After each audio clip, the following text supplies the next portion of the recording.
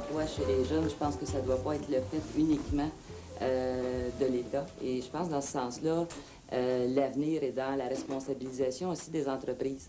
Et dans ce sens-là, le nouveau projet qui a été annoncé de Corporation d'investissement jeunesse m'apparaît être une des voies de solution adaptées aux jeunes, okay, mais pour lesquelles on pourrait penser des modèles semblables dans d'autres secteurs.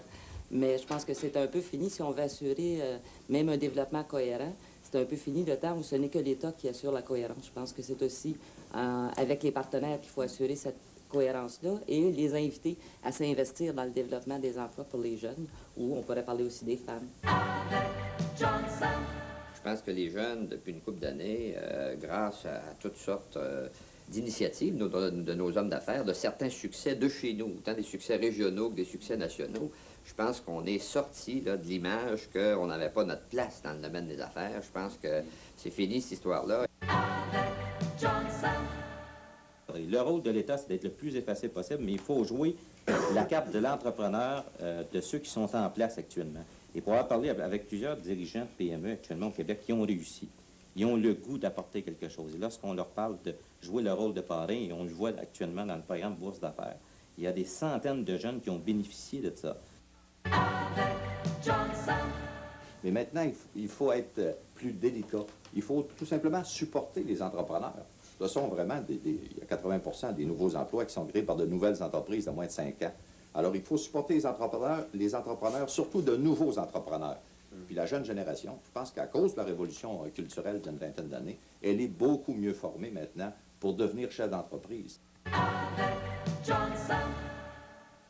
Il y a 20 ans, la concurrence pouvait être dans le village voisin ou dans la ville voisine. Aujourd'hui, le concurrent, il est de l'autre côté de la planète. Des fois, il est très intelligent, il est très rusé, si on pense aux Japonais, par exemple.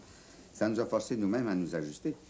Et c'est un succès, l'ouverture des PME du Québec à l'exportation. C'est fabuleux, ce qu'en 5 ans, d'un pays exportateur de richesses naturelles, c'est bien d'exporter des 2x4 et du papier journal, on est devenu un exportateur de produits industriels et des fois très complexes et très sophistiqués.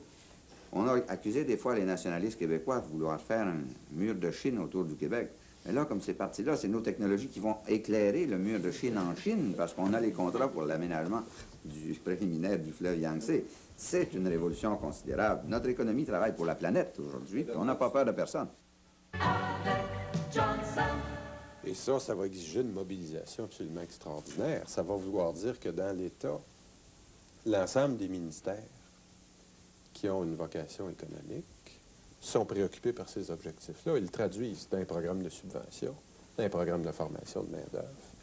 Ça inclut même le ministère de l'Éducation dans bien des secteurs. Ça inclut les cégeps au niveau de l'adaptation de la main-d'œuvre et des jeunes. Ça inclut évidemment l'université, qui, dans ses développements à venir, devrait être le mieux branché possible sur la recherche et le développement, et devrait être le plus branché possible aussi avec les secteurs en croissance dans le secteur privé.